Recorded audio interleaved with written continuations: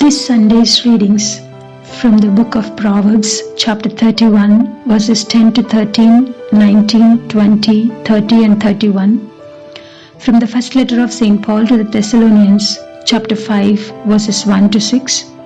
And from the Gospel of St. Matthew, chapter 25, verses 14 to 30, invite us to cultivate fear that lets us grow and to get rid of the kind of fear that destroys us.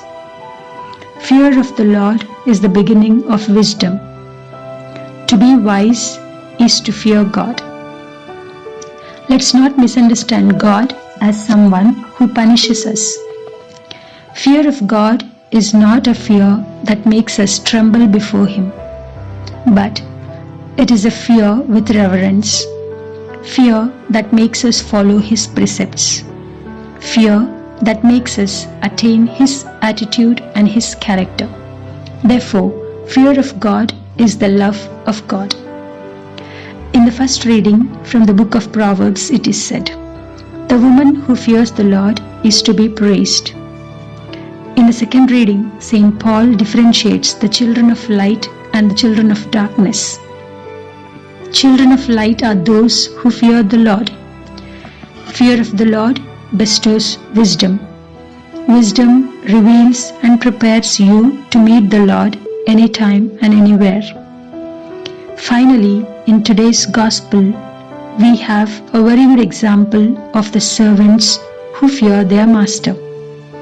Fear of the master, in other words, love, admiration, and gratitude towards the master led the first two servants to make use of their talents and proved them to be faithful and fruitful. Fear of the master, fear in a negative sense, a kind of tyranny, force, compulsion, etc., led the third servant to bury his talent and made him a useless one. Fear as love and respect leads to growth, knowledge, wisdom, and joy. Fear in the sense of compulsion, force, punishment, a kind of negativity, leads to stupidity, unhappiness, and destruction. For example, I fear my parents, I fear my teachers, not because they will punish me, but because I love them and respect them. Fear of God is to be understood as the love of God, the worship of God, and it calls us to follow the precepts of God, especially the precept of love, in every possible way. Then wisdom becomes your own property. God will be your household.